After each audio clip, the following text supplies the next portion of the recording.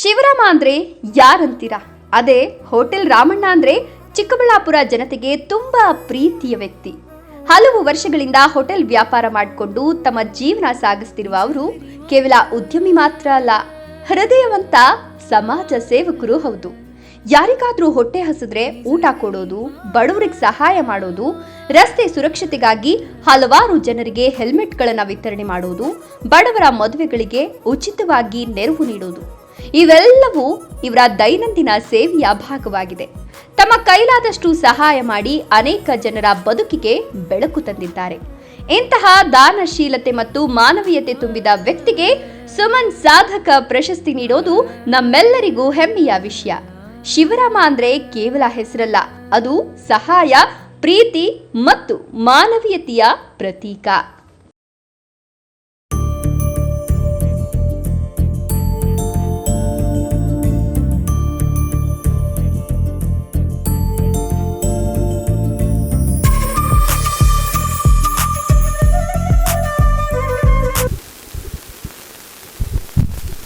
Welcome to Suman TV.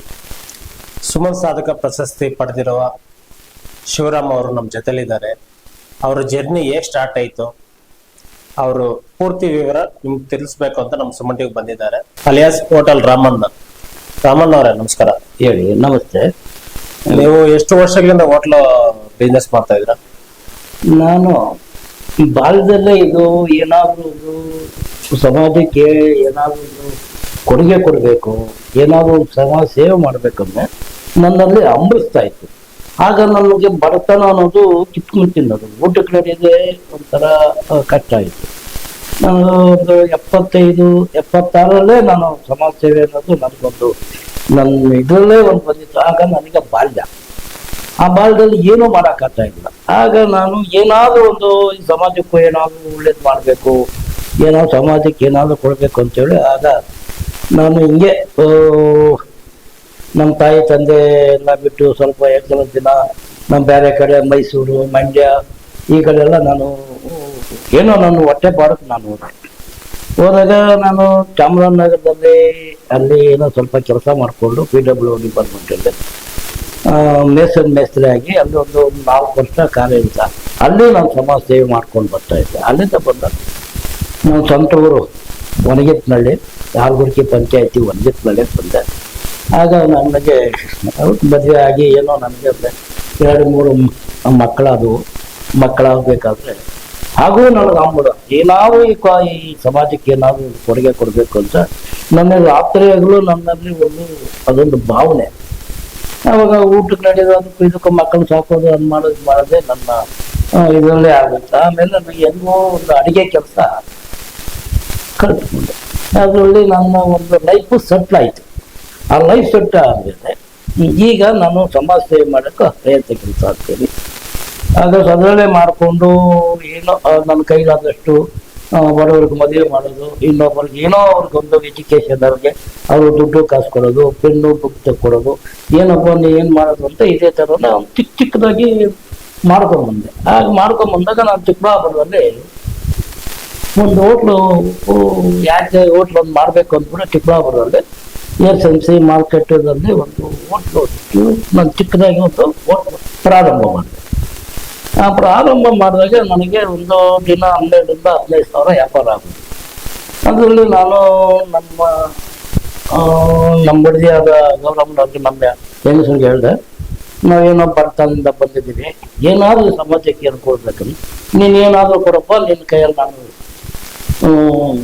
ಹೇಗೆ ದುಡಿತೀಯ, ಅದು ನಿನಗೆ ಸೇರಿದ್ದು ಏನೋ ಕೊಡು ಅಂತ ಅವರು ಮನೆಯಾಗ ಒಪ್ಪಿಗೆ ತಗೊಂಡ್ಮೇಲೆ ನಾನು ಹಿಂಗೆ ಸಮಾಜ ಸೇವೆಗೆ ಆಗ ಏನಾಯ್ತು, ಚಿಕ್ಕಪಟ್ಟ ಮಕ್ಕಳು ಯಾವ್ದನ ಹುಡುಗರು ಮಕ್ಕಳು ಓದ್ಬೇಕಾದ್ರೆ ಅವ್ರಿಗೆ ಪುಸ್ತಕ, ಪೆನ್ನು, ಬಟ್ಟೆ ಚಿಕ್ಕದಾಗಿ ನಾನು ಸ್ಟಾರ್ಟ್ ಮಾಡ್ತಾ ಹಂಗೆ ಬರ್ತಾ ಅವಾಗ ಈ ಮನೆಗಳಿಗೆ ಕಿಟಕಿ ಬಾಕಲು ಏನೋ ನನ್ನ ಕೈಲಾದಷ್ಟು ಕೊಟ್ಕೊಂಡು ಸಿಮೆಂಟು ಅದು ಇದು ಕೊಟ್ಕೊಂಡು ದೇವಸ್ಥಾನಗಳ ದೇವನಿಗೆ ಅಷ್ಟೇ ಇಟ್ಟು ಕೊಟ್ಕೊಂಡು ಬರ್ತಾಯಿತ್ತು.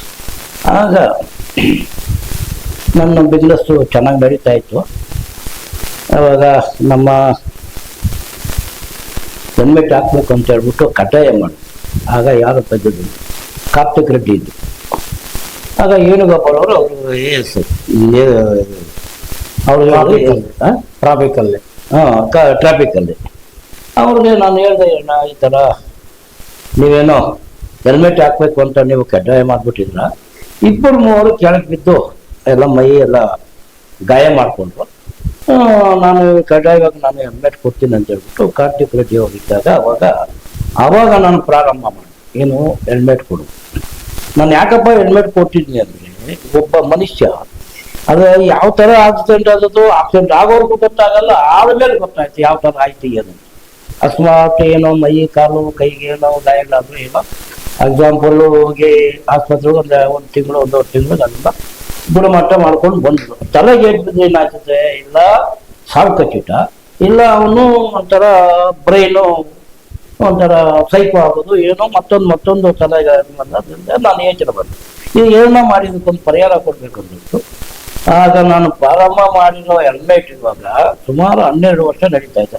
12 ವರ್ಷದಲ್ಲಿ ಸತತವಾಗಿ ನಾನು ವರ್ಷ ರೋಡ್ ಸುರಕ್ಷತೆ ಅನ್ನೋದು ಒಂದು ಅಧ್ಯಯನ ನಮ್ಮ ಇದ್ರಲ್ಲಿ ಹಮ್ಮಿಕೊಂತಾರೆ. ಆವಾಗ ನಾನು ಅವ್ರಿಗೆ ಹೆಲ್ಮೆಟ್ ಕೊಟ್ಟು ಅವ್ರ ಕೈ ಜೋಡಿಸಿ ಪ್ರತಿಯೊಬ್ಬರಿಗೂ ನನ್ನ ಕೈಲಾದಷ್ಟು ಹೆಲ್ಮೆಟ್ ಪ್ರತಿಯೊಬ್ಬರಿಗೂ ನೀವು ಹೆಲ್ಮೆಟ್ ಹಾಕ್ಲೇಬೇಕು.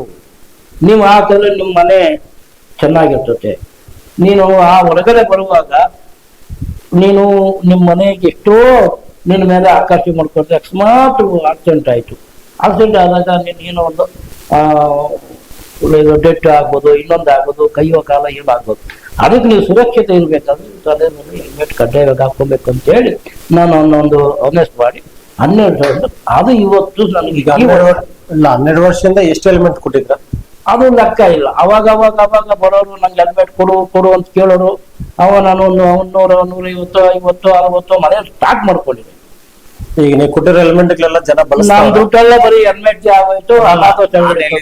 ನೀವು ಕೊಟ್ಟಿರುವಂತ ಹೆಲ್ಮೆಟ್ ಜನ ಬಳಸ್ಕೊಂತಾರೆ, ಪೂಜೆ ಮಾಡ್ತಾರೆ, ಬಳಸ್ಕೊಂತಾರೆ. ಯಾಕೆ ಬಳಸ್ಕೊಂತಾರೆ ಅಂದ್ರೆ ಅದರಲ್ಲೇ ನಮ್ಮ ಪೊಲೀಸ್ ಡಿಪಾರ್ಟ್ಮೆಂಟ್ ಫೈನ್ ಹಾಕ್ತೀನಿ ಅಂದ್ಮೇಲೆ ಅವ್ರಿಗೊಂಥರ ಜವಾಬ್ದಾರಿ ಇರ್ತದೆ. ಜವಾಬ್ದಾರಿ ಇದ್ಮೇಲೆ ಅವನ ಕಡ್ಡಾಯವಾಗಿ ಹಾಕ್ಲೇಬೇಕಲ್ಲ. ಒಂದ್ 4 ದಿವಸ ತಪ್ಪಿಸ್ಬಿಟ್ರೆ 1 ದಿವಸ ಫೈನ್ ಕಟ್ಟಬೇಕು. ಯಾಕೆಂದ್ರೆ ಕಾನೂನು ಅದು ನಮ್ಮ ಒಂದು ಕವಚ ಇದ್ದಂಗೆ. ನಮ್ಮ ಕಾನೂನು ನಮ್ಗೆ ಕವಚ ಇದ್ದಂಗೆ. ಆ ಕಾನೂನಿಗೆ ಯಾರು ತಪ್ಪಿಸ್ಕೋಕಾಗಲ್ಲ. ಅದರಲ್ಲಿ ನಮ್ಮ ಪೊಲೀಸ್ನವರು, ಟ್ರಾಫಿಕ್ ಪೊಲೀಸರಾಗ್ಬೋದು, ನಮ್ಮ ಪಿಪ್ಲಾ ಪೊಲೀಸರಾಗ್ಬೋದು, ಇಲ್ಲ ನಮ್ಮ ಎಲ್ಲ ಪೊಲೀಸರನ್ನು ಅವರು ಅದಕ್ಕೆ ಪಣ ತೊಟ್ಟು ಅವ್ರಿಗೆ ಅದಕ್ಕೆ ಹೆಲ್ಮೆಟ್ ಹಾಕ್ಬೇಕು ಅಂತ ಅವರು ಮಾಡೋದು. ಎಷ್ಟೇ ಮಾಡಿದ್ರು ಜನಗಳು ಅದು ತಿಳ್ಕೊಳಲ್ಲ. ದಯವಿಟ್ಟು ಅವ್ರ ಕೈ ಮುದ್ದು ಕೇಳ್ಕೊಂತೀನಿ, ಸುಮನ್ ಟಿವಿಗೋಸ್ಕರಾಗಿ ನೀವು ಹೆಲ್ಮೆಟ್ ಹಾಕೊಡ್ರಿ. ಅದಕ್ಕೋಸ್ಕರಾಗಿ 18 ವರ್ಷ ಒಳಗಾಗಿರೋರಿಗೆ ನಮ್ಮ ಹಿರಿಯರಿಗಾಗ್ಲಿ, ಆಮೇಲೆ ತಾಯಿ ತಂದೆಯರಿಗಾಗ್ಲಿ ನಾನು ಕೈ ಮುದ್ದು ಕೇಳ್ತೀನಿ, ಗಾಡಿ ಕೊಡಕ್ಕೆ ಹೋಗ್ಬೇಡ್ರಿ. ಅವ್ರಿಗೆ ಎಲ್ಲ ಅರ್ಹತೆ ಇರಲಿ, ಲೈಸೆನ್ಸ್ ಇರಲಿ, ಅವ್ರ ಗಾಡಿ ಎಲ್ಲ ಪ್ರತಿಯೊಂದು ಇರಲಿ. ಅವ್ರಿಗೆ ಗಾಡಿ ಕೊಟ್ಟು 18 ವರ್ಷ ಒಳಗಿರೋರು ಗಾಡಿ ಕೊಡಕ್ಕೆ ಹೋಗ್ಬೇಡ್ರಿ. ಯಾಕೆಂದ್ರೆ ನಮ್ಮ ಆಲೂಗುರ್ಕಿ ಪಂಚಾಯತಿಯಲ್ಲಿ ಒಂದೇ ಸತಿ 3 ಜನ ಮಕ್ಕಳು ಟ್ರ್ಯಾಕ್ಟರ್ ಆಕ್ಸಿಡೆಂಟ್ ಆಗಿ 3 ಜನ ಒಂದೇ 3 ಜನಕ್ಕೂ ಒಬ್ಬೊಬ್ಬ ಗಂಡು ಮಕ್ಕಳು. ಪುತ್ರ ಶೋಕಂ ನಿರಂತರಂ ಅಂತ. ಪುತ್ರ ಶೋಕ ನಿರಂತರವಾಗಿ ಅವನ ಮನೇಲಿ ಕಾಡ್ತಾ ಇರ್ತದೆ. ತಾಯಿ ತಂದೆಗೆ ಮಕ್ಕಳು ಸಂಸ್ಕಾರ ಮಾಡ್ಬೇಕು. ಅದೇ ತಾಯಿ ತಂದೆ ತಗೊಂಡು ಮಕ್ಕಳಿಗೆ ಸಂಸ್ಕಾರ ಮಾಡ್ಬೇಕಾದ್ರೆ ಅವರಲ್ಲಿ ಅವರ ಮೈ ಅಂತಲ್ಲ, ಏನೋ ಅವ್ರಿಗೊಂತ ಮನೋರೋಗ. ಅದಕ್ಕೋಸ್ಕರ ದಯವಿಟ್ಟು ನಾನು ನಿಮ್ಮ ತಾಯಿ ತಂದೆಯವ್ರಿಗೆ ಹೇಳ್ತೀನಿ, 18 ವರ್ಷ ಆದ್ಮೇಲೆ ನೀವು ಗಾಡಿ ಕೊಡಿ, ಅವ್ರಿಗೆ ಲೈಸೆನ್ಸ್ ಮಾಡ್ಕೊಡಿ, ಗಾಡಿಗೆ ಇನ್ಸೂರೆನ್ಸ್ ಮಾಡ್ಕೊಡಿ, ಎಲ್ಲ ಅರ್ಹತೆ ಇದ್ದು ರೋಡ್ ಕಳಿಸಿ. ನನ್ನ ಮಗ ಇನ್ನೊಂದು ಗಾಡಿ ಓಡಿಸ್ತಾನ, ಅವನು ನಮ್ಗೇನು ತೊಂದರೆ ಇಲ್ಲ ಅನ್ನೋ ಮಟ್ಟದಾಗಿದ್ರೆ ನೀವು ಗಾಡಿ ಕೊಡ್ಬೇಕಂತಲ್ಲ. ಸಮಾಜದಲ್ಲಿ ಅವ್ರಿಗೊಂದು ಆಸೆ ಆಕರ್ಷಣೆ ಇರ್ತದೆ. ಅದು ನೀವು ಸ್ವಲ್ಪ ಕಂಟ್ರೋಲ್ ಮಾಡ್ಬೇಕು ತಾಯಿ ತಂದರೆ. ಯಾಕೆ ಹೇಳ, ಅದು ನಿಮ್ಮ ಭವಿಷ್ಯ, ಅದು ನಿಮ್ಮ ಒಂದು ಮನೆಯ ಕುಡಿ. ಆ ಕುಡಿನ ನೀವು ಕಾಪಾಡ್ಕೊಳ್ಳೋ ಜವಾಬ್ದಾರಿ ನಿಮ್ಮಲ್ಲಿ ಇರ್ತದೆ. ಅದು ನಾನು ಯಾಕೆ ಹೇಳ್ತೀನಿ ಅಂತ ಗೊತ್ತಾ ರಾಮಣ್ಣ, ಆ ಕಷ್ಟ ಸುಖ ನಾನು ನೋಡಿದ್ದೆ.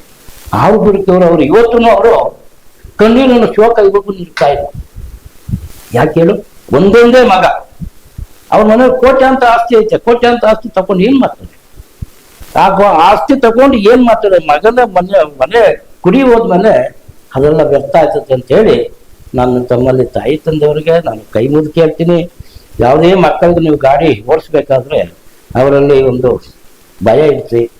ಪೊಲೀಸರು ಅದಕ್ಕೋಸ್ಕರಾಗಿ 18 ವರ್ಷ ಒಳಗಿರೋರಿಗೆ ಅವ್ರ ಕಡ್ಡಾಯವಾಗಿ ಪೊಲೀಸರು ತಿಳಿಸಿ ಅವ್ರಿಗೆ ಕೊಡಬೇಡಿ ಅಂತೇಳಿ ಅವ್ರ ತಾಯಿ ತಂದವ್ರಿಗೆ ಹೇಳಿ, ಇದೇನೋ ಡ್ರೈವಿಂಗ್ ಅಲ್ಲಿ ಮಾತ್ರ ನಾನು ಹುಷಾರಾಗಿರ್ಬೇಕು ಅಂತೇಳಿ ನಾನು ನೀವು ಇದೆಲ್ಲ ಮಾಡ್ತಾ ರಾಜಕೀಯಕ್ಕೋಸ್ಕರನ ಇಲ್ಲ ಸಮಾಜ ಸೇವೆಗೋಸ್ಕರನ? ಸಮಾಜ ಸೇವೆ, ರಾಜಕೀಯ ಬಿಡಿ. ಇದುವರೆಗೆ ಯಾವ ತರ ರಾಜಕೀಯ ಏನೋ ಸ್ಪರ್ಧೆ ನಾನು ಎಲ್ಲಿ ನಾನು ರಾಜಕೀಯ ಒಳಗೆ ಕೈ ತೋರಿಸಿಲ್ಲ. ಏನೋ ರಾಜಕೀಯಗೋಸ್ಕರ ಮಾಡ್ತೀನಿ, ನಾನೇನು ಎಲೆಕ್ಷನ್ ನಿಂತ್ಕೊಂತೀನಿ, ನನ್ಗೆ ಓಟ್ ಹಾಕ್ಬೇಕು ಅನ್ನೋದೇನಿಲ್ಲ. ಓಟು ನಾನು ಎಲೆಕ್ಷನ್ ನಿಲ್ಲೋದು ಇಲ್ಲ, ಎಲೆಕ್ಷನ್ ನಾನು ಬೈಕೋದು ಇಲ್ಲ. ಯಾಕೆ ಹೇಳ, ನನಗೆ ಇವಾಗ 72 ವರ್ಷ. 72 ವರ್ಷದೊಳಗೆ ನಾನು ರಾಜಕೀಯ ಏನೋ ಇರೋರು ಬಂದ್ಲಿ ರಾಜಕೀಯ ಮಾಡ್ಕೊಂಡ್ಬರ್ತೀನಿ. ಅಲ್ಲ, ನೀವು ಇಷ್ಟು ದಾನ ಧರ್ಮ ಮಾಡುವಾಗ ಹೆಂಡತಿ ಮಕ್ಳೇನ್ ಬೈದಿಲ್ವಾ? ಯಾಕಪ್ಪ ಇಷ್ಟು ದಾನ? ಅವೆಲ್ಲ ಮಾಮೂಲಿ, ಅದು ಬೈಯೋದಕ್ಕೆ ಯಾಕೆ ಅಲ್ಲ.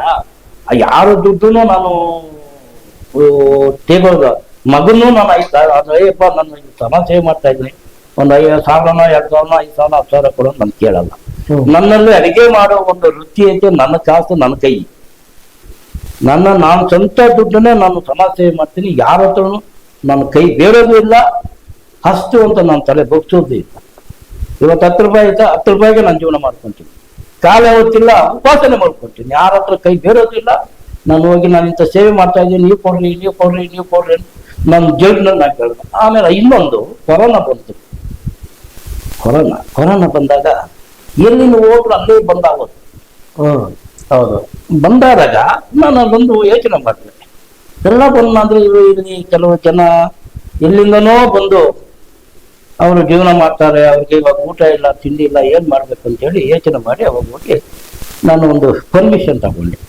ಮೇಡಮ್ನವರೇ, ನಾನು ನನ್ನ DC ಮೇಡಮ್ ಅವಾಗ ಕೊಡು ರಮಣ್ಣ, ಊಟ ಕೊಡು, ನನ್ನ ಪರ್ಮಿಷನ್ ಕೊಡ್ತೀವಿ ಅಂತ ಭರವಸೆ ಕೊಟ್ಟು.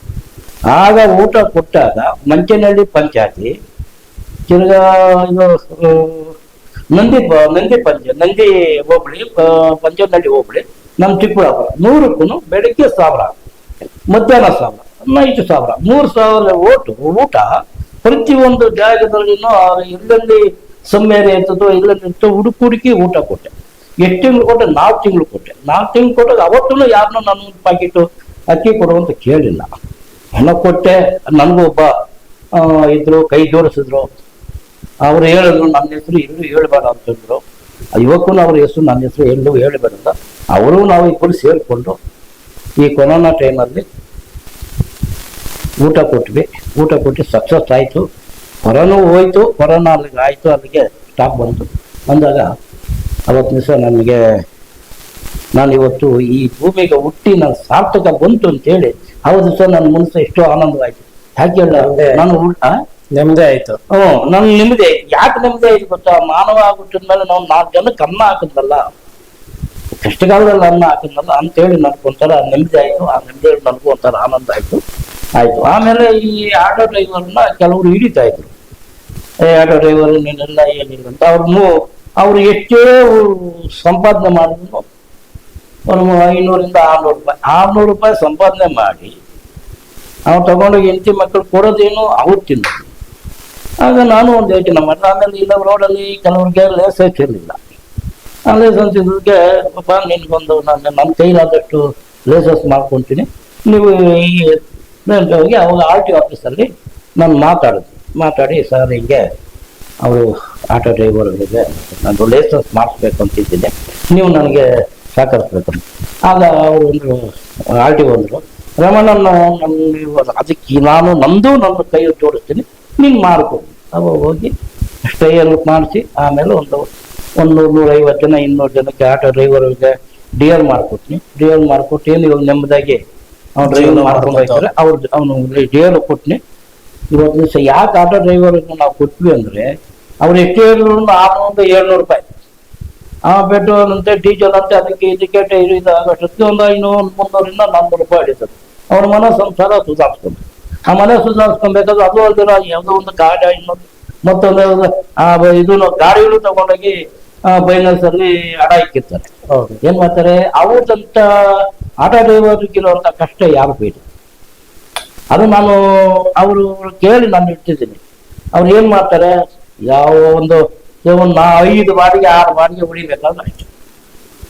ಅದಿಂದಗಡೆ ಅದು ಒಬ್ಬರು ಸೀರಿಯಲ್ ಪ್ರಕಾರ ಒಬ್ಬೊಬ್ಬರೇ ಹೋಗುದು. ಆದ್ರೆ ಆಯ್ತು ಓದೋದು ಏನಪ್ಪ ಏನ್ ಮಾಡಿದ್ರೆ ಅಣ್ಣ 11 ಗಂಟೆ 12 ಗಂಟೆ ಆದ್ರೆ ಗೋಣಿ ಇಲ್ಲ ಏನಿಲ್ಲ ನಾಷ್ಟ ಇಲ್ಲ. ಅವ್ನು ನಾಷ್ಟ ಇಲ್ಲ ಅನ್ನೋದಕ್ಕೆ ಏನ್ ಮಾಡ್ತಾರೆ, ಇವನ್ಗೆ ನಾಷ್ಟ ಇಲ್ಲ ಅಂದ್ರೆ ಈ ಮನೆಯೊಳಗೆ ಅವರು ಫ್ಯಾಮಿಲಿ ಅವ್ರ ಉಪವಾಸನೆ. ಅವರು ಉಪವಾಸ.